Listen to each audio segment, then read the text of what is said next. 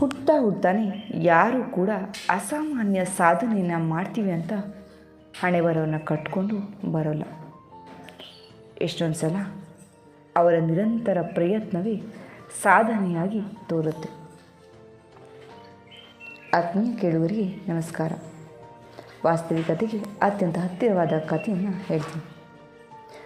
June ತಿಂಗಳಲ್ಲಿ ಕಾಲೇಜುಗಳಿಗೆ ಪ್ರವೇಶ ಪರೀಕ್ಷೆ ನಡೀತಾ ಇತ್ತು. ಸಹಸ್ರಾರು ಜನ ವಿದ್ಯಾರ್ಥಿಗಳು ಪರೀಕ್ಷೆಗೆ ಸಿದ್ಧತೆಯನ್ನು ನಡೆಸಿದರು. ಯಾರು ಹೆಚ್ಚಿನ ಅಂಕವನ್ನು ಗಳಿಸ್ತಾರೋ ಅವರಿಗೆ ಮಾತ್ರ ಅವಕಾಶ. ಹೀಗಾಗಿ ಪೈಪೋಟಿ ಹೆಚ್ಚಾಗಿತ್ತು. ಅಭ್ಯರ್ಥಿಗಳ ಸಂಖ್ಯೆ ಹೆಚ್ಚಿರುವುದರಿಂದ ಬೇರೆ ಬೇರೆ ವಿಷಯಗಳಲ್ಲಿ ಬಂದ ಅಂಕಗಳನ್ನು ಕ್ರೋಢೀಕರಿಸಿ ಅಂತಿಮವಾಗಿ ಆಯ್ಕೆಯಾಗಿರುವವರ ಪಟ್ಟಿಯನ್ನು ತಯಾರಿಸೋದಕ್ಕೆ ಯಂತ್ರವೊಂದನ್ನು ಬಳಸಲಾಗ್ತಿತ್ತು.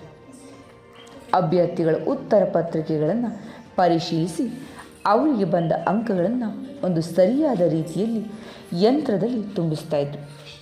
ಎಲ್ಲವನ್ನು ಅಲ್ಲಿ ಭರ್ತಿ ಮಾಡಿದ ನಂತರ ಯಂತ್ರ ಆಯ್ಕೆಯಾದವರ ಪಟ್ಟಿಯನ್ನು ನೀಡ್ತಾ ಇತ್ತು. ಈ ಪಟ್ಟಿಗಾಗಿ ಎಷ್ಟೊಂದು ಜನ ಕಾತರತೆಯಿಂದ ಕಾಯ್ತಾಯಿದ್ರು. ಉನ್ನತ ಸ್ಥಾನವನ್ನು ಪಡೆದವರು ತುಂಬ ಬುದ್ಧಿವಂತರಂತ ಹೆಸರಾಗ್ತಾಯಿದ್ರು. ಹೆನ್ರಿ ಕಾರ್ಸನ್ ಅನ್ನೋ ಒಬ್ಬ ಬಾಲಕ ಈ ಪರೀಕ್ಷೆಗೆ ಕುಳಿತಿದ್ದ. ಅವನಿಗೆ ಹೈಸ್ಕೂಲು ಮಟ್ಟದಲ್ಲಿ ಅಂತಹ ಹೆಚ್ಚೇನು ಗುಣಗಳಿಲ್ಲ. ಆತ ತುಂಬ ಸಾಧಾರಣವಾದ ಹುಡುಗ ಅಂತಲೇ ಎಲ್ಲ ಶಿಕ್ಷಕರ ಅಭಿಪ್ರಾಯ. ಆತನಿಗೂ ಕೂಡ ತನ್ನ ಸಾಧನೆಯ ಬಗ್ಗೆ ಅಭಿಮಾನವಾಗಲಿ, ಭವಿಷ್ಯದ ಬಗ್ಗೆ ಬಹುದೊಡ್ಡ ಅಪೇಕ್ಷೆಯಾಗಿ ಇರಲಿಲ್ಲ. ಹಾಗೆ ನೋಡಿದ್ರೆ ಅವನಿಗೆ ಈ ಪ್ರವೇಶ ಪರೀಕ್ಷೆಯಲ್ಲಿ ಪಾಸಾಗಿ ಕಾಲೇಜಿನಲ್ಲಿ ಅಭ್ಯಾಸ ಮಾಡಲಿಕ್ಕೆ ಅನುಮತಿ ಸಿಗುವುದರಲ್ಲಿ ನಂಬಿಕೆಯೇ ಇರಲಿಲ್ಲ. ಆದರೂ ಪ್ರಯತ್ನ ಮಾಡ್ತೇನೆ ಅಂತ ಪರೀಕ್ಷೆ ತೆಗೆದುಕೊಂಡ. ಪರೀಕ್ಷೆಯ ಫಲಿತಾಂಶ ಬಂತು. ಹೆನ್ರಿ ಕಾರ್ಸನ್ನಿಗೆ ಆಶ್ಚರ್ಯ, ಸಂತೋಷ ಒಟ್ಟೊಟ್ಟಿಗೆ ಆಗಿದ್ದು. ಆತ ಪರೀಕ್ಷೆಯಲ್ಲಿ ಪ್ರಥಮನಾಗಿದ್ದಾನೆ.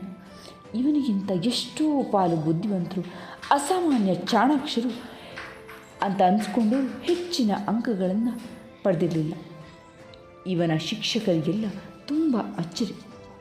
ಇಂತಹ ಪರೀಕ್ಷೆಯಲ್ಲಿ ಇಷ್ಟು ಅಂಕ ಪಡೆದ ಪ್ರಥಮನಾದ ವಿದ್ಯಾರ್ಥಿ ನಿಜವಾಗಿಯೂ ಬುದ್ಧಿವಂತನೇ ಆಗಿರಬೇಕು.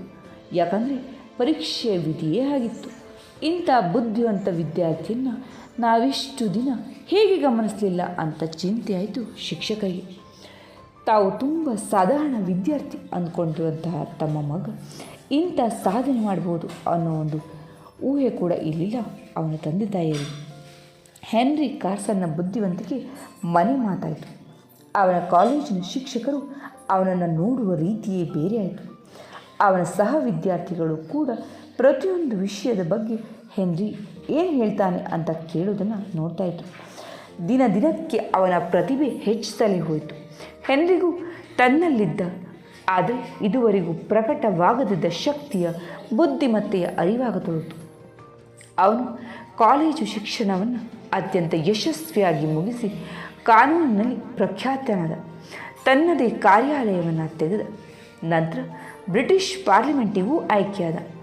ಇಂಗ್ಲೆಂಡಿನ ಅತ್ಯಂತ ಪ್ರಖರ ನ್ಯಾಯವಾದಿ ಅನಿಸಿಕೊಂಡ.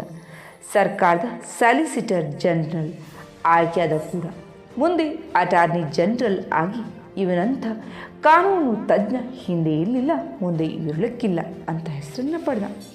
ಆದರೆ ಒಂದು ತಮಾಷೆ ವಿಷಯ ಏನು ಗೊತ್ತಾ? ಈತ ಕಾಲೇಜು ಸೇರಿ ಶಿಕ್ಷಣ ಪಡೆದು ಮುಗಿಸಿದ ಮೇಲೆ, ಅಂದರೆ ಪ್ರವೇಶ ಪರೀಕ್ಷೆಯಾಗಿ 10 ವರ್ಷಗಳ ನಂತರ ಒಂದು ವಿಷಯ ಬಯಲಿಗೆ ಬಂದಿತ್ತು.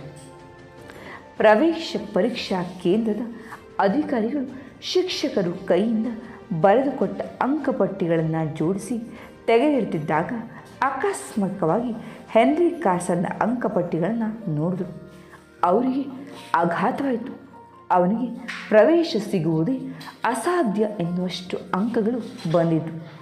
ಹಾಗಾದರೆ ಇವನು ಪ್ರಥಮನಾದದ್ದು ಹೇಗೆ ಅಂತ ಹೇಳಿದಾಗ, ಒಂದು ಇಲಿ ಯಂತ್ರದಲ್ಲಿ ಸೇರಿಕೊಂಡು ಓಡಾಡುತ್ತಿರುವಾಗ ಅದು ಆಕಸ್ಮಿಕವಾಗಿ ಯಾವುದೋ ಒಂದು ಗುಂಡಿಯನ್ನು ಒತ್ತುಬಿಟ್ಟಿದೆ. ಅದರಿಂದ ಹೆನ್ರಿ ಹೆಸರು ಮೊದಲನೇದಾಗಿತ್ತು. ಅವನು ಎಲ್ಲಿಯವರೆಗೂ ತುಂಬ ಸಾಧಾರಣ ಬಾಲಕ ಅನಿಸಿಕೊಂಡಿದ್ನು, ಅಲ್ಲಿವರೆಗೂ ಅವನ ಸಾಧನೆ ಸಾಧಾರಣವೇ ಆಗಿತ್ತು. ಯಾವಾಗ ತಾನು ವಿಶೇಷ ಶಕ್ತಿಯುಳ್ಳವನು ಅನ್ನಿಸ್ತು, ಸಾಧನೆ ಉನ್ನತವಾಯಿತು. ಇದು ಹೆನ್ರಿಯ ಕತೆ ಮಾತ್ರ ಅಲ್ಲ, ನಮ್ಮೆಲ್ಲರ ಕಥೆಯೂ ಕೂಡ ಹೌದು. ಒಮ್ಮೆ ಯೋಚನೆ ಮಾಡಿ, ನಮ್ಮ ಆತ್ಮವಿಶ್ವಾಸವೇ ಸಾಧನೆಯ ಅಡಿಪಾಯ, ಅದನ್ನೆಂದಿಗೂ ಕಳೆದುಕೊಳ್ಳಬಾರ್ದು ಅಂತ ಹೇಳಲಿಕ್ಕೆ ಈ ಸುಂದರವಾದ ಕಥೆಯನ್ನು ಹೇಳಿದೆ. ಕತೆ ಇಷ್ಟ ಆಯಿತು, ಅರ್ಥ ಕೂಡ ಆಯಿತು ಅಂತ ಭಾವಿಸ್ತೀನಿ. ಮೊದಲನೇ ಬಾರಿಗೆ ನಮ್ಮ ಚಾನಲನ್ನು ನೋಡ್ತಾ ಇದ್ದರೆ ತಪ್ಪದೇ ಸಬ್ಸ್ಕ್ರೈಬ್ ಮಾಡಿ, ಇಷ್ಟ ಆದರೆ ಲೈಕ್ ಮಾಡಿ, ಶೇರ್ ಮಾಡಿ. ಕೇಳಿದ್ದಕ್ಕೆ ಧನ್ಯವಾದ.